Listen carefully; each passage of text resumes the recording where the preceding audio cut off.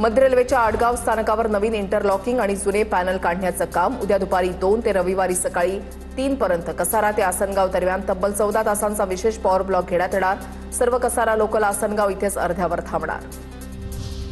11वी प्रवेश प्रक्रियेमध्ये दुसऱ्या फेरीसाठी जूनपर्यंत महाविद्यालयांचा पसंतीक्रम नोंदवता येणार। पसंतीक्रम नोंदवण्यासाठी येत्या मंगळवारपर्यंतची मुदत। महाविद्यालय वाटप यादी 13 जून रोजी जाहीर होणार। हिंदू हृदय सम्राट बाळासाहेब ठाकरे स्वच्छ आणि सुंदर बसस्थानक अभियान। मुंबई प्रदेशातील अ वर्ग गटामध्ये बोईसर आगारानं द्वितीय क्रमांक पटकावला। एसटीच्या प्रादेशिक व्यवस्थापकांच्या हस्ते प्रशस्तीपत्र आणि ट्रॉफी देऊन गौरव। उल्हास नदीमधील पाणी पातळी खालावल्यानं मोहने जलउपसा केंद्रातील पंपिंग बंद। यामुळे कल्याण डोंबिवलीमधील अनेक भागांचा पाणी पुरवठा काल दुपारपासून ठप्प। नागरिक हवालदिल। अद्याप मान्सून दाखल न झाल्यानं शहरावर भीषण पाणी संकट। अंबरनाथ पालिकेसमोर कचऱ्याचे ढीग। पूर्णवेळ मुख्याधिकारी नसल्यामुळे अंबरनाथच्या प्रशासनावर परिणाम। पालिकेच्या दुर्लक्षामुळे कचऱ्याचा प्रश्न गंभीर। नागरिकांमध्ये संताप। इनोव्हेशन सिटी प्रकल्पासाठी एमएमआरडीए नियोजन संस्था असणार। संस्था नियुक्ती करण्यास राज्य सरकारची मंजुरी। यासाठी राज्य सरकार आणि टाटा सन्स यांच्यामध्ये स्वित्झर्लंडमधील दावोस इथे सामंजस्य करार झाला होता। जागतिक पर्यावरण दिनानिमित्त वृक्षारोपणाचा संदेश। भाजप प्रदेशाध्यक्ष आमदार रवींद्र चव्हाण यांच्या हस्ते वृक्षारोपण। डोंबिवलीमधील संत सावळाराम महाराज म्हात्रे क्रीडा संकुलामध्ये कार्यक्रमाचं आयोजन। संजय गांधी राष्ट्रीय उद्यानामध्ये भाजप युमो तर्फे ग्रँड सायक्लोथॉनचं आयोजन। हरित भविष्याच्या संकल्पाला प्रोत्साहन देण्यासाठी pedal for a planet grand सायक्लोथॉनचं आयोजन।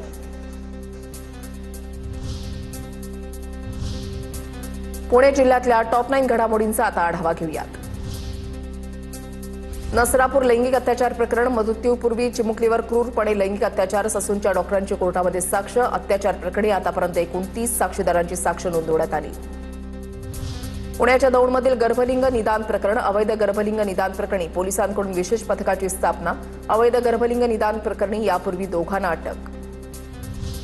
नीट पेपरफुटी प्रकरणानंतर इंटिग्रेटेड कॉलेजची पडताळणी करा। शिक्षण विभागाचे निर्देश। कोचिंग क्लासेस आणि महाविद्यालय व्यवस्थेवर शिक्षण विभागाची कारवाई। पुणे, सोलापूर, अहिल्यानगर जिल्ह्यामधील महाविद्यालय तपासणीचे आदेश। तडीपार गुंडासह तिघांना पोलिसांकडून अटक। 2 गावठी पिस्तुलांसह जिवंत काडतुसं जप्त। काडेपडळ पोलिसांची कारवाई। आकाश, संतोष भारती आणि दीपक राम बिष्ट या दोघांना ताब्यात घेतलं। हिंजवडी ते शिवाजीनगर मेट्रोचा पहिला टप्पा 30 जूनपर्यंत सुरू करा। मुख्यमंत्र्यांचे पीएमआरडीला आदेश। मुख्यमंत्री देवेंद्र फडणवीस यांनी मे महिन्यामध्ये मेट्रो सुरू होणार असं म्हटलं होतं, मात्र काम न झाल्यानं मेट्रोला विलंब झाला। पावसाळ्यापूर्वी कामातील त्रुटींमुळे 2 पालिका सहाय्यक आयुक्तांसह 8 जणांना नोटीस। पावसाळ्यापूर्व कामामध्ये हलगर्जीपणा करणाऱ्या अधिकाऱ्यांना पालिकेचा दणका। शहरातील नाले सफाई पूर्ण यंत्रणांच्या कामांमध्ये गंभीर त्रुटी आढळल्यानं अधिकाऱ्यांवर कारवाई होणार। कासारसाई धरणाच्या पाणलोट क्षेत्रामध्ये फक्त 27.15% पाणीसाठा शिल्लक। कासारसाई पाटबंधारे खात्याकडून पाणी जपून वापरण्याचं आवाहन। पाण्याची टंचाई होऊ नये यासाठी कासारसाई धरण प्रशासनाकडून दक्षता। पुण्याच्या चासकमान धरणातील पाणीसाठा चिंताजनक पातळीवर। धरणामध्ये फक्त 6.25% पाणीसाठा शिल्लक।